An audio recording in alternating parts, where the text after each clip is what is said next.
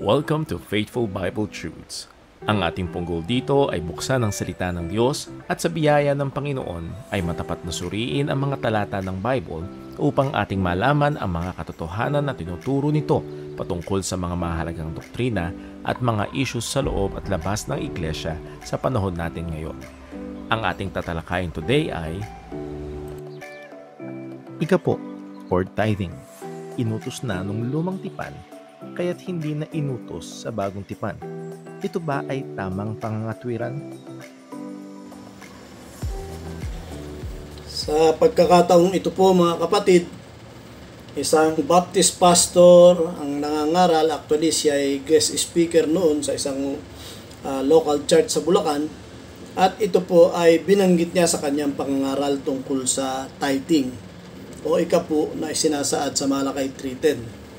So maliwanag po na ito'y bahagi ng kautusan at ito po ang kanyang pangangatwiran kung bakit walang mababasang utos sa New Testament na inuutos ng Diyos sa mga Kristiyano ang mag-practice ng tithing katulad noong Old Testament time during Levitical priesthood. Ito po ang kanyang katwiran. Ang ika-po ay naiutos na sa Old Testament, during Old Testament time na po. Kaya't hindi na iniutos pa sa New Testament.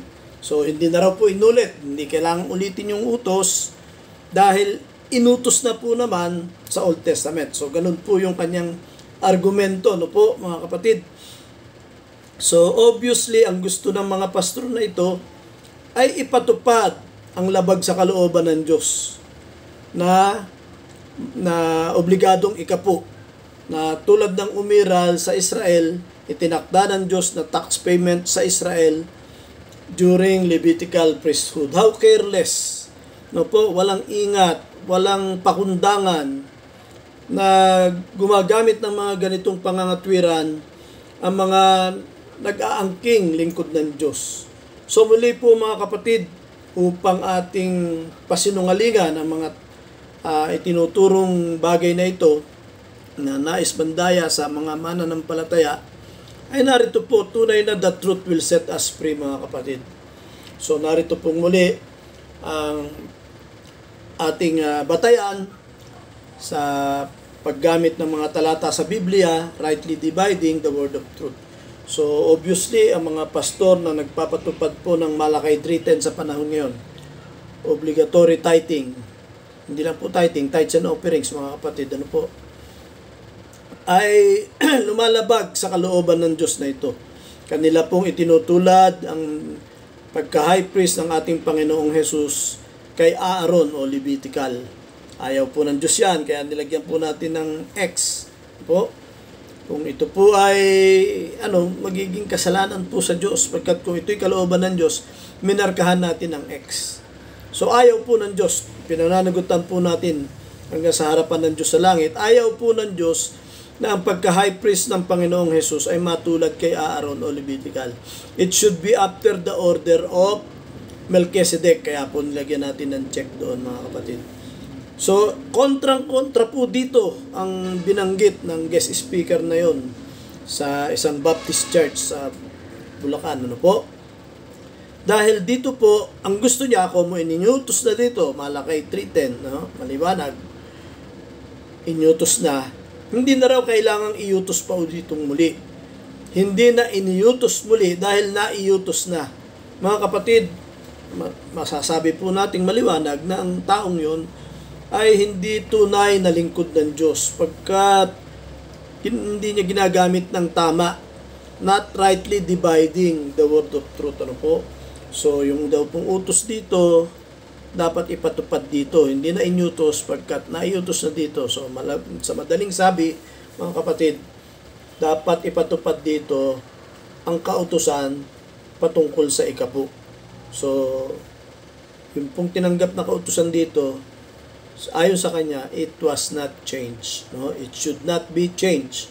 Pero ayon po sa Biblia, the law was changed. After Jesus died on the cross, this law na tinanggap during Levitical priesthood, this law was changed. Ano po?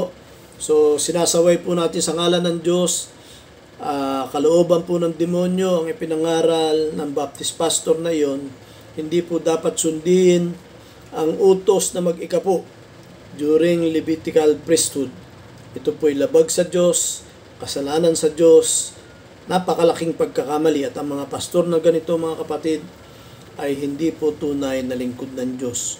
Ayon sa 2 Timothy 2:15 ay they do not have the approval of God, they should be ashamed dahil they are not rightly dividing the word of truth. Muli po mga kapatid, hiling po namin na ibahagi nyo mga bagay na ito sa iba pa nating mga kapatid sa pananampalataya, mga tunay na Kristiyano, lalo na po sa mga nag-aangking tunay na lingkod ng Diyos. Muli po, we love you with the love of the Lord, mga kapatid. God bless po. Magandang araw po. Kung kayo po ay may comments or questions regarding sa paksa ng video na ito, we would like to encourage you to leave it in the comment section. At kung sakali naman po na naging pagpapala ito sa inyo o anuman sa mga video sa aming channel, kindly subscribe and share it to others. And we'd like to encourage you na magpatuloy sa pag-aaral ng salita ng Diyos, at inaanyayahan namin kayo sa mga live stream ng aming mga gawain dito sa Jesus Christ Baptist Church, Santa Maria, Bulacan via Facebook Live tuwing Sunday, 8:30 ng umaga ang aming Sunday School, 10 a.m. ang aming Sunday Morning Worship Service, at 2 p.m. naman po ang aming Afternoon Worship Service. Nawa, patuloy tayong lumalim at tumatag sa pananampalataya at pagmamahal sa ating Panginoon. God bless po.